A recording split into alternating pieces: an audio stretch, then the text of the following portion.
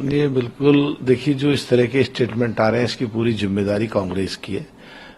पहले पिछले दिनों जो 5 राज्यों में चुनाव हुए, राजस्थान में बीजेपी जीती, वो कांग्रेस की वजह से जीती। सचिन पायलट को धोखा दिया, उसको मुख्यमंत्री ने बनाया, 9% गुर्जर वोट भाग गया वहां, इसलिए बीजेपी जीती। मध्य प्रदेश में बीजेपी जीती, वो भी कांग्रेस की वजह से जीती। वो उन कमलनाथ जी ने अखिलेश पखलेश कहा था, 8% यादव वोट भाग गया, इसलिए वहां बीजेपी जीती।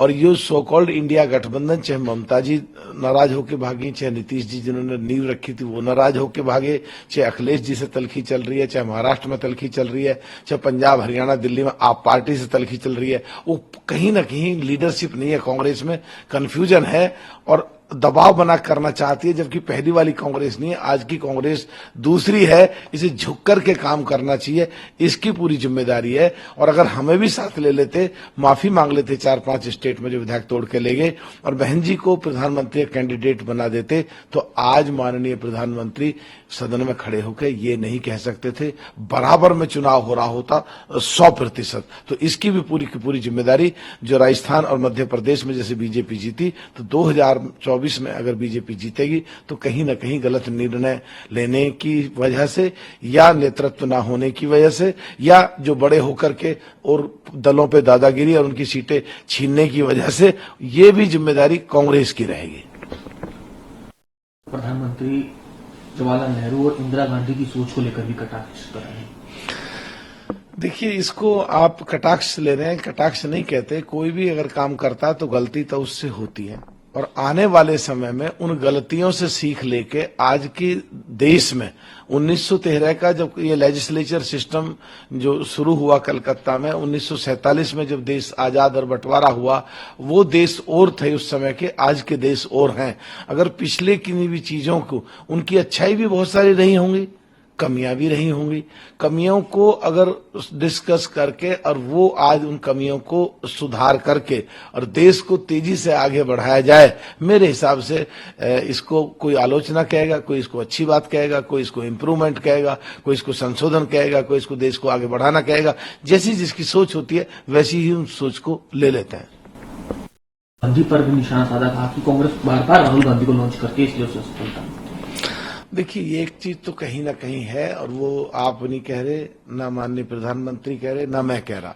अगर रिजल्ट ऐसे आ रहे हैं, कहीं ना कहीं कमी और खामियां तो है उस कल्चर में, और इस कल्चर में कहीं ना कहीं वर्किंग में फर्क तो है।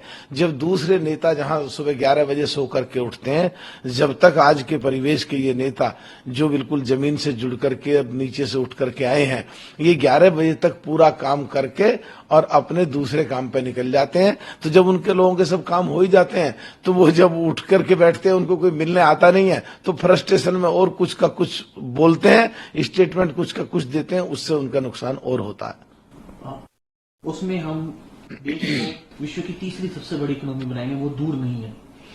देखिए, जो प्रधानमंत्री जी ने कहा, इसमें और संशोधन की जरूरत है कि कांग्रेस के माननीय प्रधानमंत्री ने पहले कहा था 3 दशक में हम देश की तीसरी आर्थिक शक्ति बनाएंगे, और पिछले 10 सालों में, यानी कि एक ही दशक में, आज देश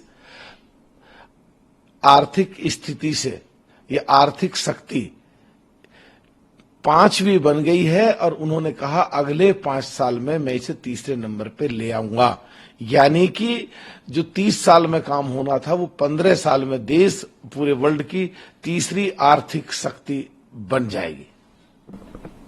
कांग्रेस के संबोधन को लेकर सीधे तौर पर निशाना साधा, कहा कि बिना ग्रैंड ओल्ड पार्टी का नाम लिए प्रधानमंत्री का भाषण पूरा नहीं होता। देखिए, खड़गे साहब क्या कहते हैं क्या नहीं कहते हैं, उनकी उम्र ज्यादा है, मुझे नहीं पता। जिस दिन वो अध्यक्ष बनाए गए थे उसी दिन सनातन के खिलाफ उन्होंने बोल दिया, और कल भी कुछ ऐसी जो पालतू जीवों के अनुसार संबोधित करके कुछ बातें कही। वो क्या कहते हैं क्या नहीं कहते हैं समझ नहीं आता। कांग्रेस को मजबूत करना चाहते हैं, कांग्रेस को मारना चाहते हैं, समझ नहीं आता। खड़गे जी कि न प्रधानमंत्री के लिए प्रधानमंत्री का आखिरी भाषण था, बाय बाय मोदी ट्रेंड कर रहा है। देखिए, कोई भी आदमी कुछ भी कह दे, कहने से नहीं होता, काम किस तरह कर रहे हो, विपक्ष की भूमिका क्या निभा रहे हैं, क्या क्या देश को जरूरतें हैं, किसानों के लिए क्या क्या जरूरतें हैं, नौजवानों के लिए क्या क्या जरूरतें हैं, गरीबों के लिए क्या क्या जरूरतें हैं, और ये अपना जो